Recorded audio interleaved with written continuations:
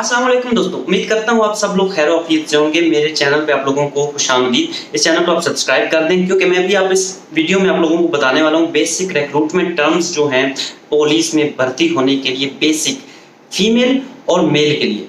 तो इंग्लिश में भी और उर्दू में भी आप लोगों को बता देता हूँ। शुरू करते हैं कि ये जो टर्म्स हैं पुलिस में भर्ती होने के लिए, बेसिक टर्म्स MOI की वेबसाइट पे उन्होंने क्या लिखी है।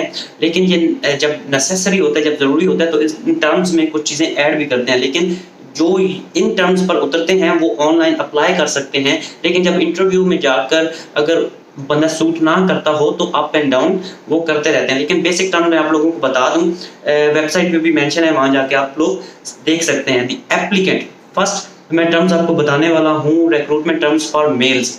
फर्स्ट टर्म है the application height should be 170 centimetre और more than, not less than that. 170 centimetre height होनी चाहिए। इसका मतलब 5.7 इंचेस हाइट बेसिक होती है। उससे 5.8 भी हो, 5.9 भी हो, 10, 11, 6 फुट तक हो।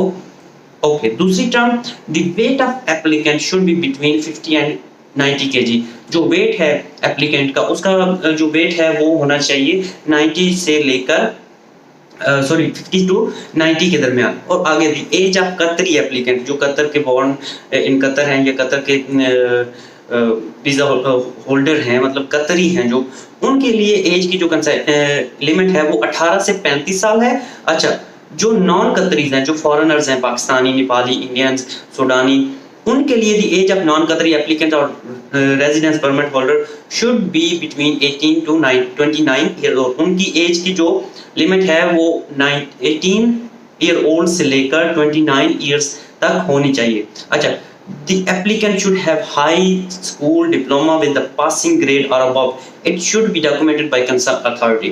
अच्छा, और जो पांचवी उनकी है टर्म वो ये है कि वो हाई स्कूल डिप्लोमा होल्डर हो, मतलब 12 स्टैंडर्ड उसने पास की हो या उससे ज़्यादा हो, पासिंग मार्क्स के साथ उसने पास की हो। फॉर एग्जाम्पल 60% जो भी जहाँ पे अथॉरिटीज होती हैं उन्होंने एक पासिंग ग्रेड रखा होता है, उसके साथ उसने पास किया हो, या उससे ऊपर उसकी स्टडी हो, BSc हो, FSc हो, FA हो, ICOM हो, BCom हो, उससे नीचे ना हो, मैट्रिक ना हो, इंटर से नीचे ना हो। ये हो गया मेल रिक्रूटमेंट टर्म्स। अब आ गई female recruitment terms.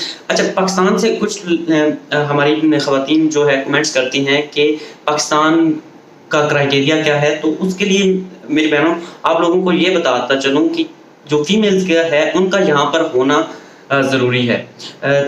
Even Pakistan के लिए जो पुलिस के लिए भर्ती होती है उधर डेलीगेशन जाते हैं, वहाँ से भी हो जाता है। लेकिन जो फीमेल के लिए है उनका उन्होंने टर्म में लिखा है द एप्लीकेंट मस्ट बी कतरी और born in Qatar and resident in Qatar. या तो कतरी हो या कतर के अंदर पैदा हुआ हो, या रेजिडेंट मतलब वो यहाँ पर आया हो, उसकी कतर आईडी उन्होंने इशू से कर दी हो तो वो अप्लाई कर सकती है। अच्छा, दी एज ऑफ कतरी फीमेल की जो एज है should be between 18 to 35, same 18 से 35 साल की एज की लिमिट है जो कतरी वुमेन है।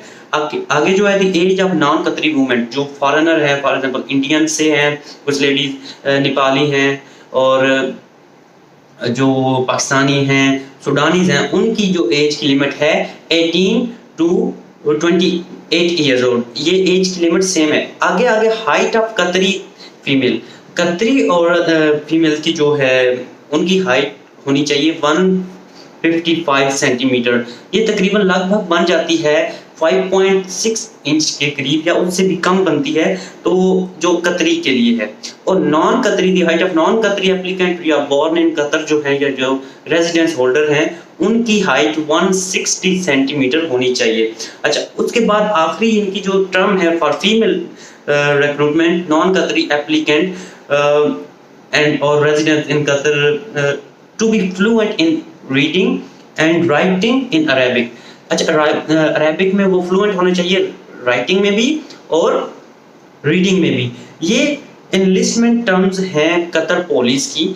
जब आप लोगों ने ऑनलाइन अप्लाई करना है कतर पुलिस के लिए तो ये उनकी एनलिस्टमेंट टर्म्स हैं। लेकिन इसी वेबसाइट के नीचे लिखा हुआ है कि जब रिक्रूटमेंट ब्रांच में decide to add other condition और टेस्ट इफ व्हेन दे मतलब नेसेसरी, अगर वो उनको ज़रूरी लगा तो कुछ कंडीशंस वो ऐड कर सकते हैं, बट ये बेसिक टर्म्स हैं फीमेल और मेल गार्ड्स के लिए। तो नेक्स्ट वीडियो में इंशाल्लाह आप लोगों को इनकी फैसिलिटीज़ बताऊंगा कि इनको क्या-क्या फैसिलिटीज़ दी जाती हैं और कितनी सैलरी दी जाती है और इनके अंडर कितने इंस्टीट्यूट आते हैं या ड्यूटीज़ किस तरह की होती है, सोल्जर, ऑफिसर और उनके ग्रेड क्या है।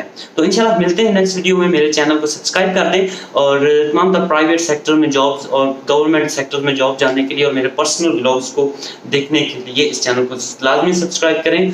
शुक्रिया।